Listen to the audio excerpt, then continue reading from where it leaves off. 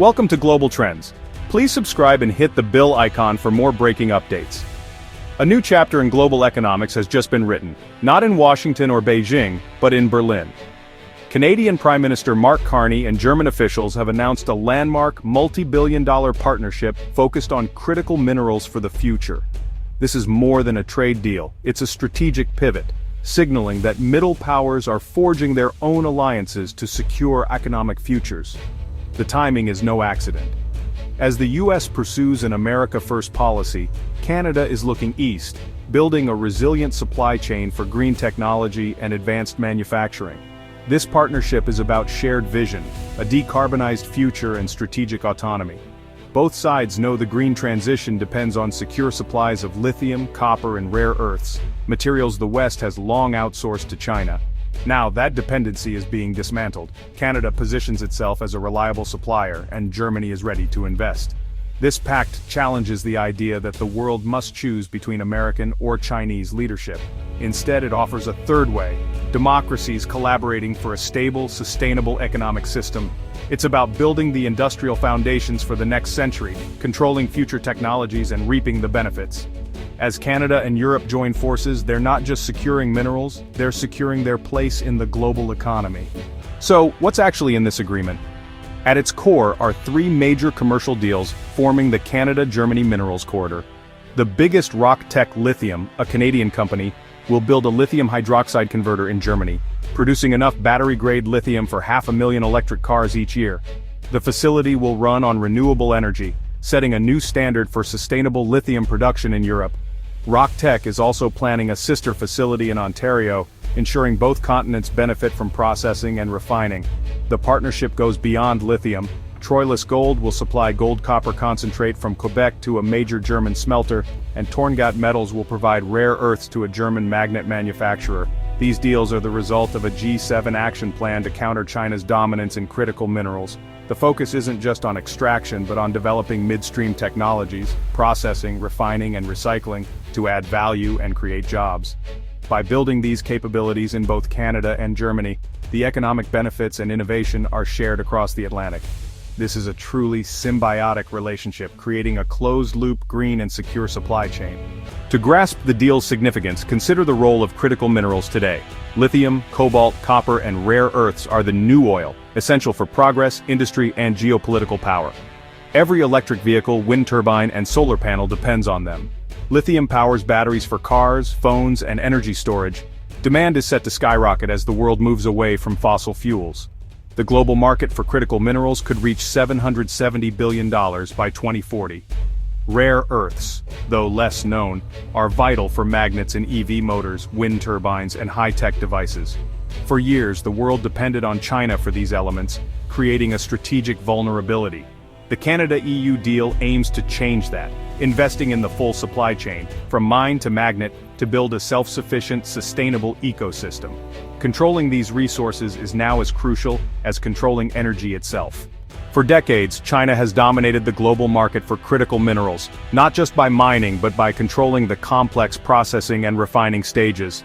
Today, China refines the majority of the world's lithium, cobalt and rare earths, giving it immense leverage over global supply chains. This dependency has become a major concern in Western capitals, especially after recent global shocks exposed the fragility of supply lines.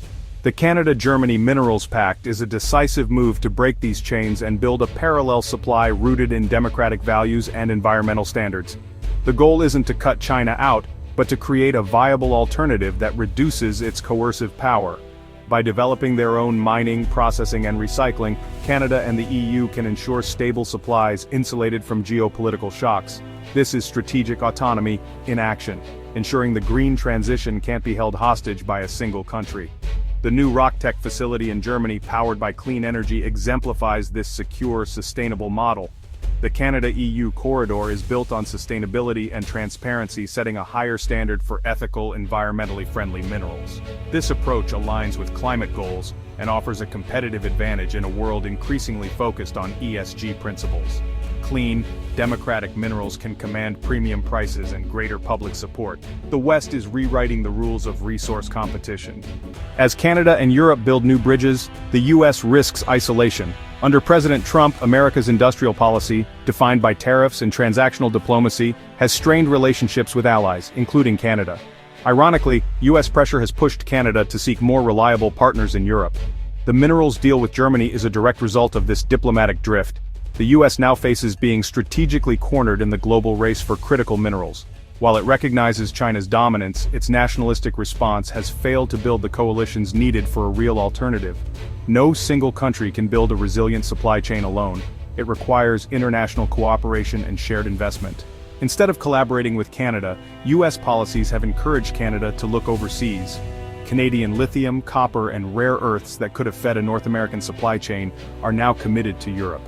The consequences for the US could be severe. American industries may struggle to secure responsibly sourced materials. As Canada and the EU strengthen ties, the US risks being left out of the most promising deals.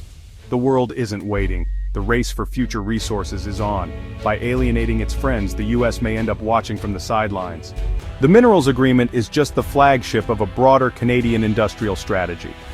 Prime Minister Carney's government is investing to reorient Canada's economic infrastructure toward the Atlantic, moving beyond reliance on the US market.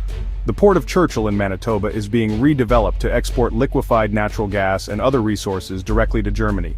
Major upgrades to East Coast ports like Montreal's Contrecoeur expansion will handle critical metals and minerals, connecting Canadian mines to European factories. This is nation-building on a grand scale, building the infrastructure for a new economic reality. The realignment extends to security. Canada has extended its NATO troop presence in Latvia and is negotiating a submarine deal with Germany. Economic partnership and security cooperation are now two sides of the same coin. A new Canada-EU dialogue covers minerals, energy, defense, quantum computing, and green steel. Backed by billions in federal funding, Canada is repositioning itself as a global industrial and technological power. The Canada-EU minerals deal is a blueprint for the future, with real impacts on workers, the environment, and global power. For Canada, it promises economic prosperity and thousands of high-skilled jobs in mining, processing, and clean tech. For communities in Northern Ontario, Quebec, and Manitoba, it means new opportunities and sustainable development. Environmentally, the partnership sets a new global standard, embedding sustainability, renewable energy, and recycling at its core. This green mining approach challenges models that ignore environmental costs, creating a market for responsibly produced materials. It could force global players, including China, to raise their standards. But the global rush for critical minerals could also intensify geopolitical tensions and resource nationalism. Success will depend on continued collaboration and a commitment to the rules-based order. This deal signals a more multipolar world, where middle powers shape global affairs and create alternatives to the US-China duopoly. The age of critical minerals has arrived, and its politics will define our future.